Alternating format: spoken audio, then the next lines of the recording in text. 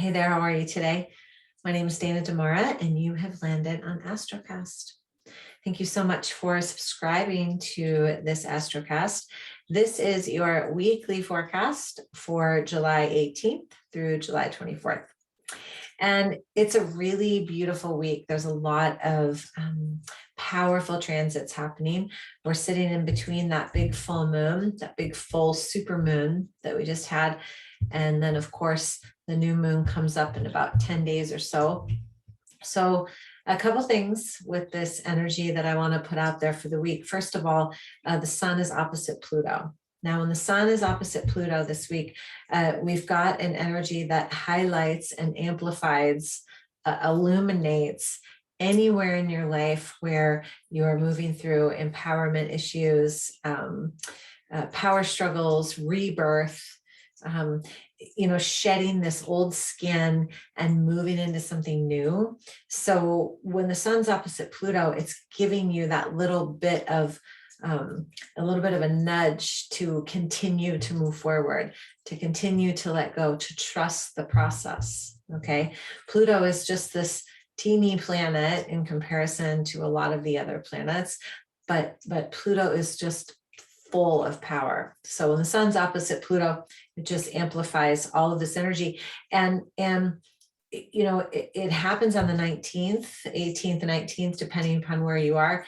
And it will carry you through. This energy isn't just like, bam, it happens on this day and that's it.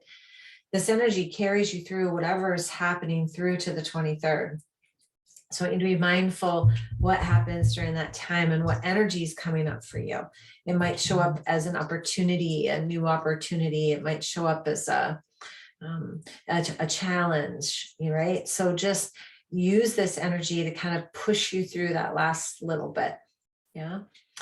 And then on the 22nd, the sun enters Leo. Now, when the sun enters Leo, we move into, in the Northern Hemisphere, the complete summer vibes, right? So we've got this energy of excitement. We've got the energy of the heart chakra. We've got the energy of flamboyancy and, taking that risk and bringing yourself to the forefront. So when we talk about this Leo season energy, it really is an energy that asks you to move forward, to, stop hiding behind, your screen and step out into whatever it is that you're working through, whether it's in your career or your personal life or your lifestyle.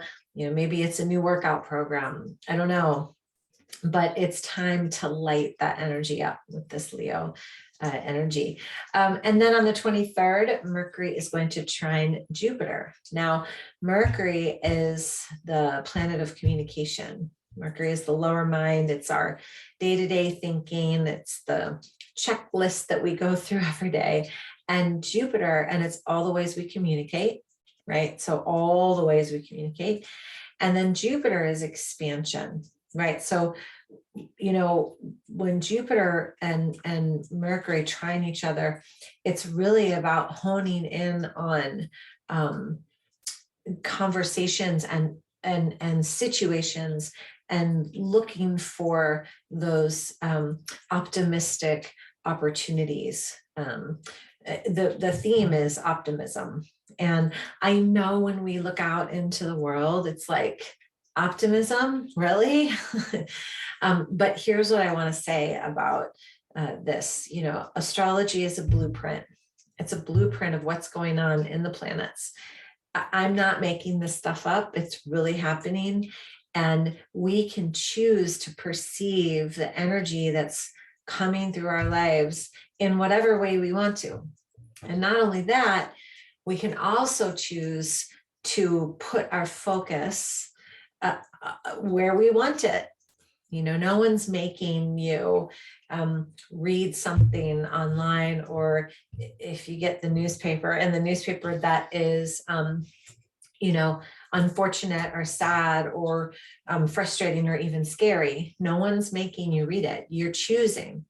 And something that I know to be true is that where we put our focus, right? So wherever we put our focus, that's what's going to register in the mind. That's what we're going to hold on to. That's what we're going to create. Now, when I say optimism, right, as a theme, I don't mean to avert or avoid or pretend like nothing's wrong or even, bypass what's happening, right, in your life or in the collective. I'm not asking you to do that, but I am asking you to flip your perspective and see if you can find an optimistic opportunity to look at whatever that is differently, right? It's looking at the glass as half full instead of half empty. And, life is like this. Life isn't this like straight line. It's like all over the place. So this week in particular, do your very best to look at life as if the glass were half full, because that's what you'll create. That's what will register in your brain. And you'll see it works. This stuff works. I've been to many, many trainings, many, many weekends, many, many workshops on training your brain to see the positive without, good vibes only. That's not true. But do try to find a sense of optimism, even in the light of something that might be negative or challenging for you in your life right now, right? Or even if that's not possible, maybe it's just putting it aside, sitting with it, and then allowing yourself to focus somewhere else for just a bit so you can feel that sense of higher vibratory frequency in your body. It's really important, and everything's working in your favor for that this week. So again, thank you so much for joining. This is Astrocast. If you want more information about your chart and maybe where these planetary alignments hit your chart and how it could potentially affect you, right? Or even how this all works, just go to myastrocast.com. That's myastrocast.com. And you'll just enter in your email and you'll get a bunch of emails from me that just give you a basic overview of astrology from a scientific and also an intuitive way of looking at this. So I want to say thank you so much for listening, and make sure you hit the subscribe button so that you'll get all the updates in your inbox. Thank you so much. Have such a beautiful, beautiful day. Namaste.